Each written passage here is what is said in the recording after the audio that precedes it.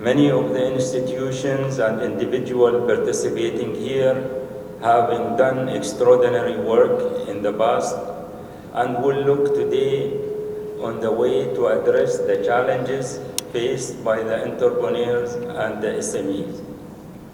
I would like to share with you some insight from my region to demonstrate what it is possible and at the same time to highlight the work that it is still needed despite the extraordinary work being completed. This will also show the importance of the role of the ADF-IMI, the IDB, and its member institution, and how these institutions can and are filling an important gap that our nations are currently exhibiting. The Arab world has had a long and rich history of entrepreneurship, and it may come to no surprise to some, while at the same time surprising to others, that the Arab world has among the highest rate of entrepreneurship activities in the world. In some recent report, the average entrepreneurship activities in the Arab world is measured at 13%. This includes extraordinary numbers from countries like Yemen at 24%, 17% in Algeria, 16% in Morocco, and 15% for Lebanon. Countries like Tunisia and Jordan have higher entrepreneurship activity rates than countries famed for their entrepreneurs and their SMEs activity, such as the United States of America and UK and Germany. For me, the activities numbers are a very positive sign of what is possible in the Arab and Muslims world, as it shows the spirit and energy that still exists. However, these entrepreneurship numbers may be misleading. Most of these entrepreneurship in the Arab world is driven by necessities, which result in a low value added types of entrepreneurship. As a result, entrepreneurship makes a low contribution to GDP and employment. I will show momentarily that this is in sharp contrast to countries that seem to have a lower entrepreneurship activities than the Arab world. With regard to employment, SMEs account for 55% of the total employment in the USA, 60% in Germany, and 61% in France. With regard to GDP contribution, SMEs account for over 50% in countries like the UK, USA, Germany, and France. As I mentioned earlier, the high level of Arab entrepreneurship is mainly driven by necessity, but these entrepreneurs are currently facing a lack of opportunity to grow the businesses beyond their own needs. Today, I urge Arabs and Muslims to sit together and come up with an innovative solution and recommendation that would improve this important segment in our economy, which will contribute to the increase in economic growth. We need to look at the gaps and what is separating us from other developed regions. I would also like to share what I think some of these gaps are.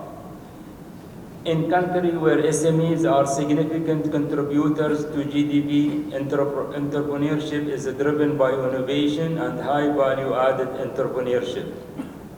This is facilitated by solid infrastructure and the availabilities of funding and credit. With the entrepreneurship rates and the energy we have, if we can combine this with the success factors that other regions have, we can certainly raise the contributions of the entrepreneurship and SMEs to our economies. Where are we lacking, and why are the people and the institution in this room is so important? Let us face some important facts. If we take a simple ratio such as a private sector credit as a percentage of GDP, we see large disparities. Generally, in the Arab world, this ratio is below 60%. But if we take East and Pacific Asia, the United States and the EU, this ratio is well above 100%, and for some nations, it is actually comes closer to 200%. I am happy to see that here in Malaysia, the ratio is above 110%, and it is not hard to see that this has contributed and provides essential support to the vibrant SME and entrepreneurship culture that exists here. Let us now take another simple numbers. In 2011, the Union of Arab Banks and along with the World Banks published its financial flagship report. A statistic that really stood out for me was the shares of SME loan as a percentage of total loan. For the Middle East, North Africa region, this amount stood at 8%, with many countries with under 5%. This is significantly lower than what it should be when compared globally to middle and high income level countries. Clearly, lending to SMEs has faced difficulties in the MENA region, and I am pleased to see that we are here to contribute to fix this issue. SMEs poses interesting challenges to the traditional world of finance, such as a lack of collateral or short track record should not hinder our people from moving their idea to the next stage of the value chain. Many institutions here realize the potential in our nations and our youth, who have shown the drive to be part of our world of entrepreneurship.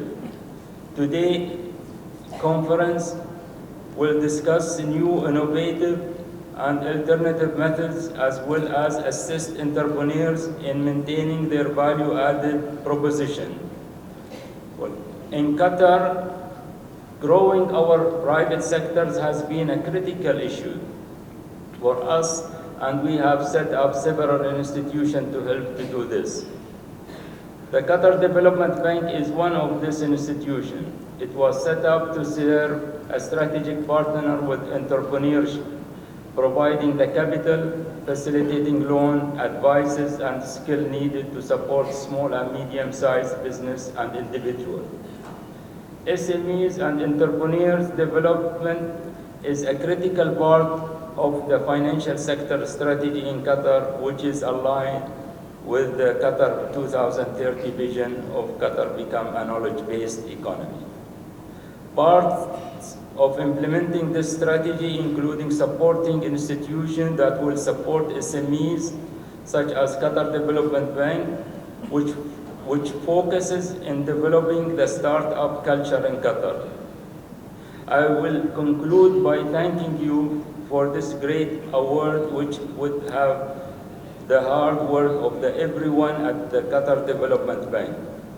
I would also like to acknowledge each and every person in this room for truly living the values and vision of the Islamic Development Bank. Despite the diversities of ADFIMI's membership and the unique challenges we face in our countries, we all are unified in our desire to give entrepreneurs and innovators in our communities the tools and facilities needed to be successful. I also want to congratulate ADFIMI on its continued success, having just accepted 6 new members in June, as well as the work you have undertaken to assure that the SMEs Bank Joint International Development Forum to reach higher achievement each year. Mr. Chairman and the IDFIMI General Assembly, thank you for conferring this great honors upon me today. And Assalamu alaikum wa rahmatullahi wa barakatuh.